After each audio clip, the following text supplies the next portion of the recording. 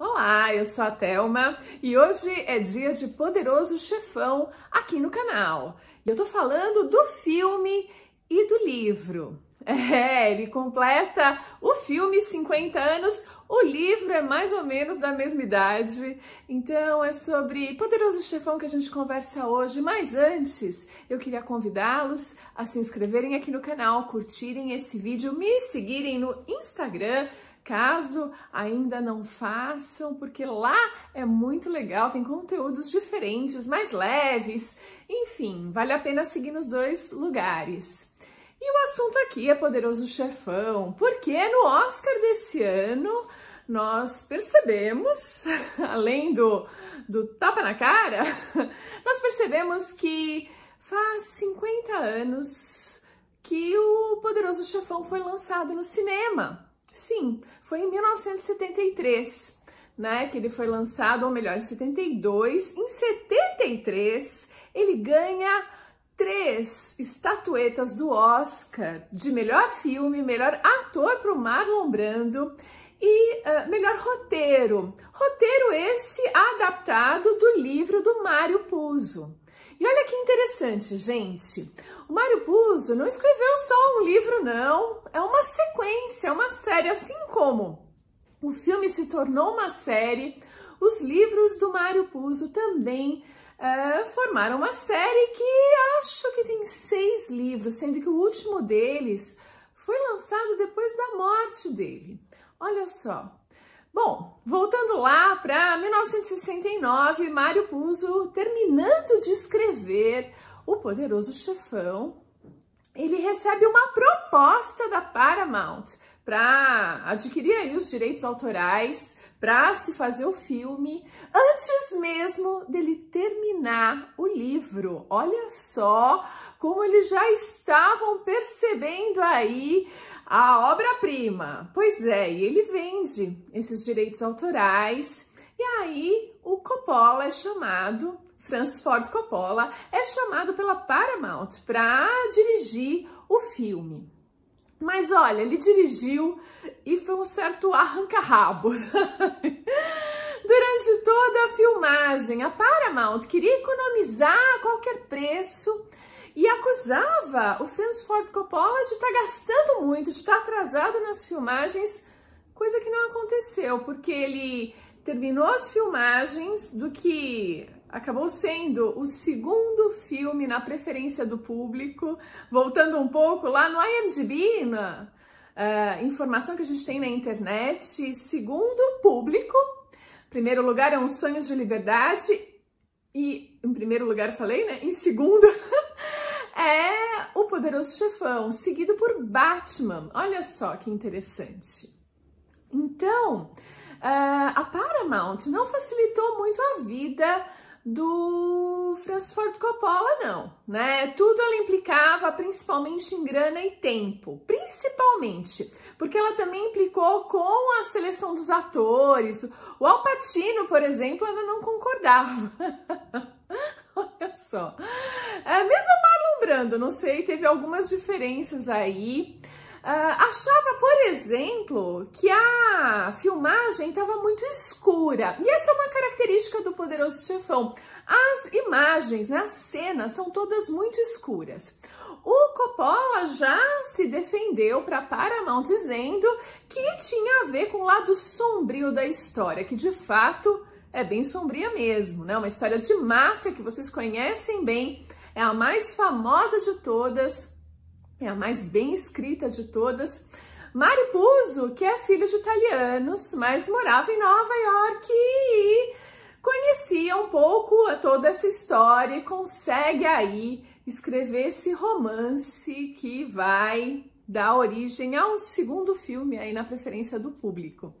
E aí nessa questão do escuro, né, dessas cenas muito escuras, essa foi a desculpa do Coppola, mas de fato, ao que parece, o Marlon Brando acabou tendo uma maquiagem muito pesada, com uso inclusive de prótese, né, para deixar aquele queixo proeminente, toda aquela aparência como eu mostro aqui para vocês.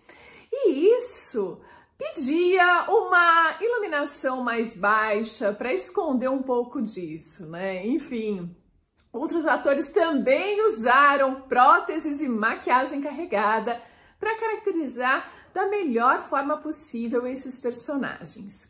E aí, claro que tem sempre polêmicas, né? Por exemplo, a do personagem John Fontaine, né? Que ele canta, as pessoas arrancam os cabelos e tal, acham ele maravilhoso.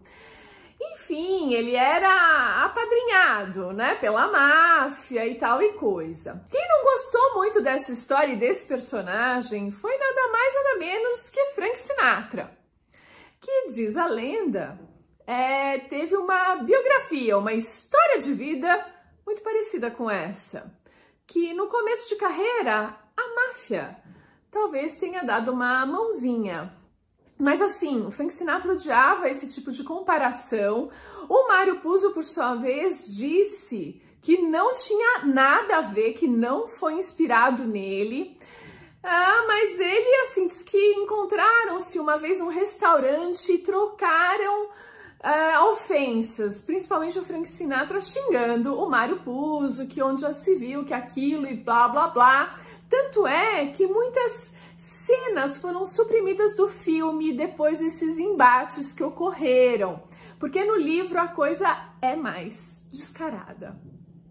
Bom, enfim, uma coisa interessante também da gente notar no filme O Poderoso Chefão é que a família Coppola participou em peso. E eu estou dizendo de Itália Shire, irmã do Coppola. Eu não sabia que era irmã do Coppola. Eu coloquei aqui o Nicolas Cage nessa imagem. Ele não tá no Poderoso Chefão, tá, gente? Mas é que ele é sobrinho do Coppola. No filme O Poderoso Chefão, o pai, a mãe e os 3 filhos do Coppola participaram. Sim, Sofia Coppola. Ela era um bebezinho na cena de batizado. E os meninos lá dele também estão no filme. O pai entra numa cena de um restaurante, ou a mãe que entra no restaurante, enfim, eles fazem umas pontinhas. A família toda que participa unida, permanece unida, olha que legal. Uma outra curiosidade é que um amigo do Francis Ford Coppola ajudou bastante em algumas cenas, só que ele não quis receber os créditos. Eu tô falando de George Lucas. Sim, eles já trabalhavam juntos.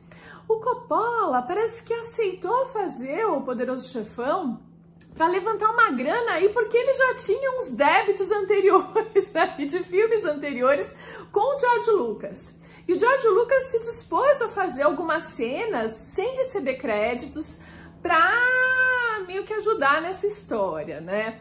E a cena, se não me engano, onde há uma sobreposição de imagens de gangsters mortos e lá, foi feita pelo George Lucas usando fotos verdadeiras. Mas, por exemplo, tem uma das fotos é de um mafioso que se matou. Ele não foi morto, mas eles vão fazendo uma sobreposição. É uma cena bem legal. Obra do George Lucas. Uma outra que ele ajudou, eu acho que é a cena do hospital, depois do atentado ao Poderoso Chefão, ao Marlon Brando. Eles fizeram a filmagem, como tinha essa pressão da Paramount de não gastar dinheiro, era tudo muito rápido, tudo muito corrido, tudo feito muito à risca, não tinha imagens extras. E ele precisava, de repente a cena ficou pobre e não dava para montar todo aquele clima. Foi o George Lucas que também ajudou, pegando pedaços de imagens e fazendo a cena. E a gente não nota nada disso, a gente acha tudo maravilhoso, fantástico. E o filme é o segundo filme preferido pelo público, só isso, né, gente? Enfim, teve todos esses bastidores nessa história, né? E o livro, né, é uma sequência de 6, se não me engano, também tão bons quanto os filmes. Pois é, o 4º lugar da lista fica para o Poderoso Chefão 2, né? E, enfim, mas sobre esse eu falo depois. Aqui ficam essas primeiras fofocas de bastidores tanto do livro como do filme, O Poderoso Chefão, que marcou o cinema, a literatura e a nossa vida, né? Porque a gente curte pra caramba assistir. E é isso, eu fico por aqui e a gente se vê no próximo vídeo.